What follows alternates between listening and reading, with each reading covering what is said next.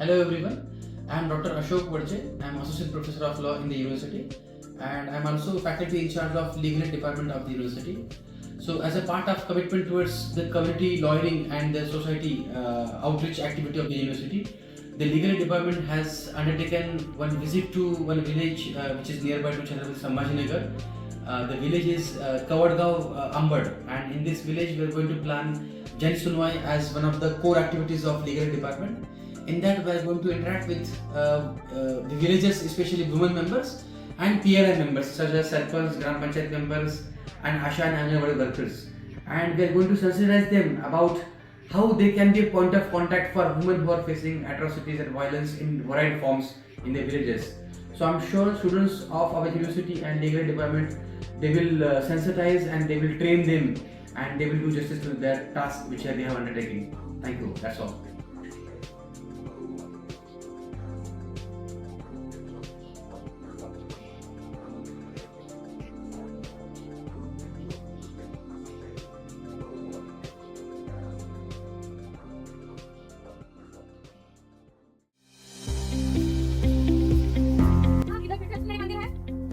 क्योंकि मतलब लड़कियां और औरतों के लिए स्पेशल कैंप रखा है जिसमें सिर्फ लड़कियां औरतें उनके नाम उनके गावातील सर्व महिलांना कळकळीची विनंती, लवकरात लवकर विठ्ठल रुक्मिणी मंदिरात यावे. हे तळागाळातल्या माणसांसाठी, तळागाळातल्या महिलांसाठी, पुरुषांसाठी, मुलांसाठी आणि गरजू व्यक्तींसाठी एक कसं उपयोगी माध्यम होईल हा दृष्टिकोन महाराष्ट्र शासनाचा आहे. आणि ह्या दृष्टिकोनातून महाराष्ट्र शासनाने आम्हाला जबाबदारी दिली आहे की डायरेक्टली तुम्ही लोकांसोबत संवाद साधून लोकांचे जे कायदेशीर अडचणी आहेत ते कायदेशीर समाधान लोकांना पाहिजे असते. बऱ्याच वेळेस वकिलापर्यंत बरेच अडचणी येतात, वकिलापर्यंत जाता येत नाही किंवा बऱ्याच वेळेस निधी नसल्यामुळं महिलांना पुरुषांना कायदेशीर समाधान मिळवण्यासाठी बरेच अडीअडचणी येतात. ह्या अडीअडचणीमध्ये समस्या समाधान कसं शोधायचं हा आमचा प्रयत्न आहे आणि ह्या दृष्टिकोनातून शासनाने आम्हाला डायरेक्टली जबाबदारी दिली आहे की तुम्ही तळागाळात जा, तळागाळातल्या लोकांना, महिलांना, पुरुषांना भेटा आणि खास करून महिलांसाठी ही जी स्कीम आम्ही योजना आयोजित केलेली आहे. ह्या वेळेस महिलांसाठी त्यांनी खास विषय ठेवलेला आहे की महिलांचे जे कौटुंबिक हिंसाचार म्हणा की महिलांच्या विरुद्धचे जे गुन्हे आहेत त्या गुन्ह्याचा तुम्ही एक अभ्यास करा आणि त्यांच्या समस्या काय आहेत ते समस्या जाणून घ्या आणि त्या समस्यावर समाधान करण्याचा प्रयत्न करा. हा सरकारचा मेन मानस आहे आणि त्या मानस दृष्टिकोन ठेवून आम्ही इथे आलेलो आहोत.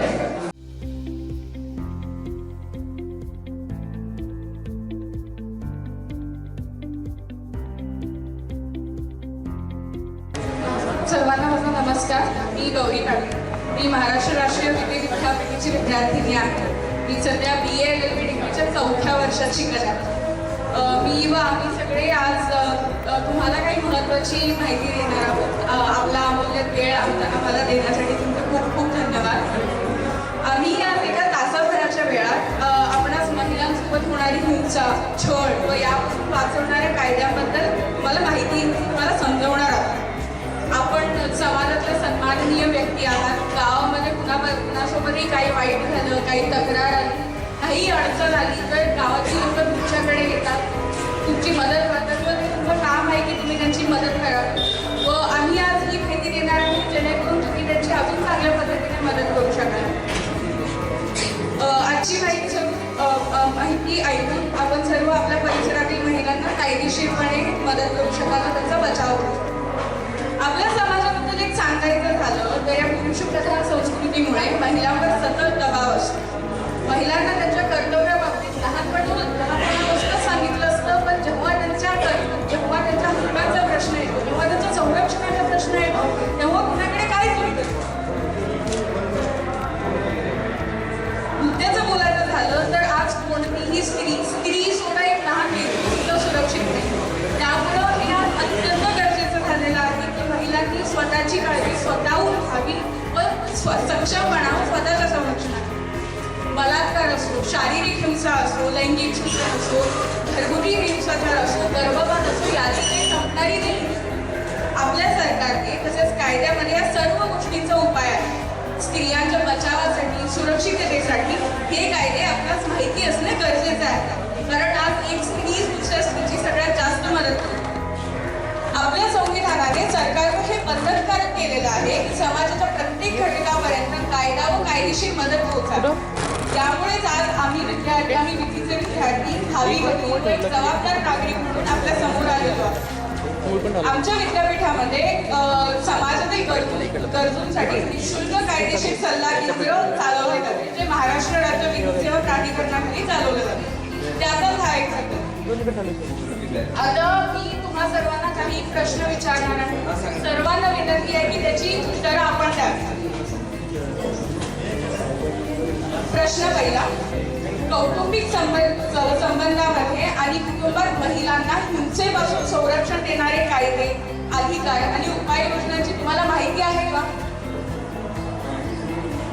कुटुंबामध्ये जी स्त्रीची मारहाण होते ह्यापासून स्त्रीच्या संरक्षणासाठी असलेल्या कायद्यांबद्दल आपल्याला माहिती आहे का?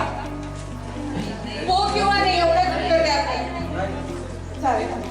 गावामध्ये महिलांवरील कोणत्याही प्रकारची हिंसेची घटना तुमच्यासोबत कधी घडली आहे का?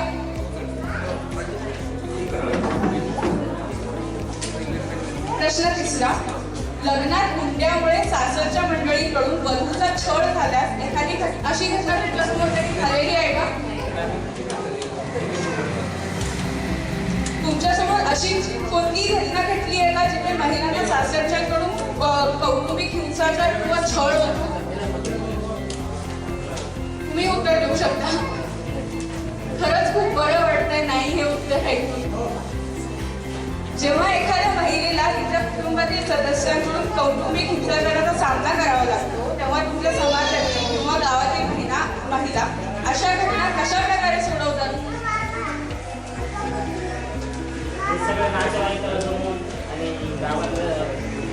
माफ करा. गावातील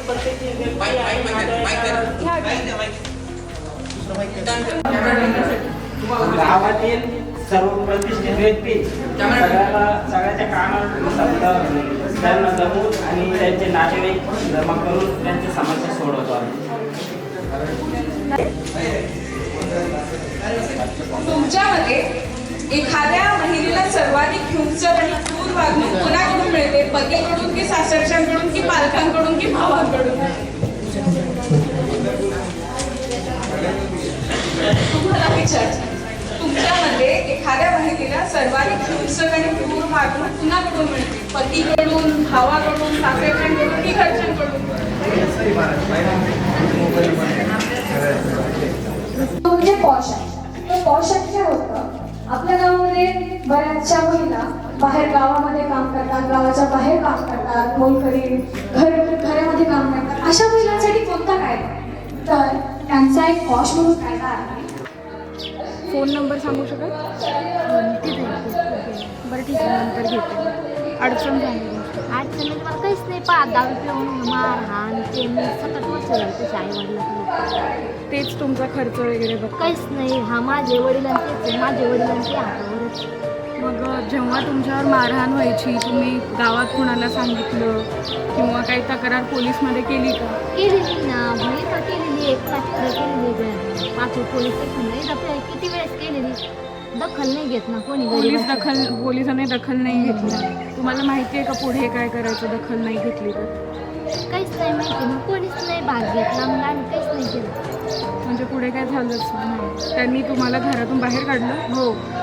आणि आता तुमचे माहेरचेच सगळं बघत आहेत. सारेच बघितलं. शिक्षण माझे आई वडीलच केलं. एकतर पोलीस कंप्लेंट करायची तेव्हा डायरेक्ट कोर्टामध्ये आणि त्या महिलेला मोफत कायदेशीर सल्ला सुद्धा मिळतो. कोर्टामध्ये विधी सेवा केंद्र आहे, त्या विधी सेवा केंद्रामध्ये मोफत सल्ला मिळतो. इथं सगळं पण महिला समोर येत नाही, त्यामुळे तुम्हाला समोर यावं लागतं. तुमच्यावर म्हणजे जबाबदारी आहे. आपलं नाव कुठे बाहेर जात असते. काही अशी छोट्या मोठ्या केस असते. तुम्ही फक्त दुवा असणार मध्ये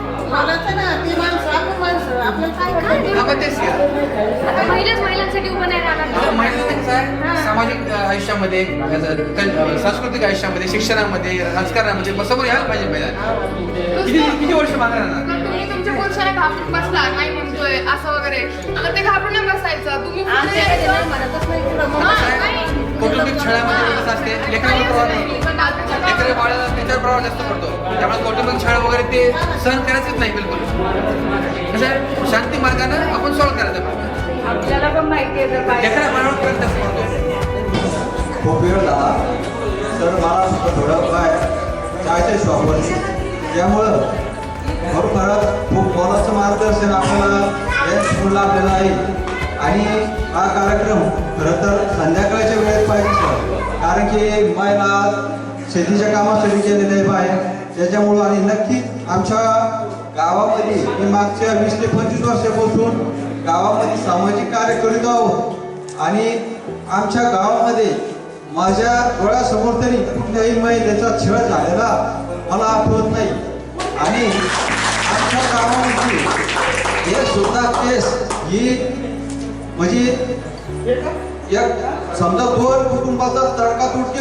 झालेला आहे असं सुद्धा मला आठवत नाही त्यामुळं आमचं गाव एक धार्मिक गाव म्हणून सनी ओळखलं जातं आणि प्रत्येकाला पांडुरंगाचा धाक हा प्रत्येकाच्या मनात असल्यामुळं त्यामुळं कोणीही आपल्या जी सून येते तिला लेखीप्रमाणे आमच्या गावात वागणूक मिळते आम्ही सुद्धा सांगतो त्यानंतर So, with reference to our visit to the village Kawadgaon Ambad, I mean it was very satisfactory visit that we can consider, and we are very glad that we could succeed in our motto and objective that we had in paying a visit to the village Kawadgaon Ambad, and our endeavor activity in the form of Jansunwai was a very grand success, and we could achieve the target for which we went there.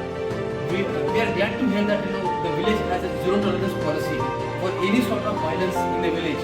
So, I mean, this is very praiseworthy and government should appreciate such kind of villages and villagers and they should promote them in their activities.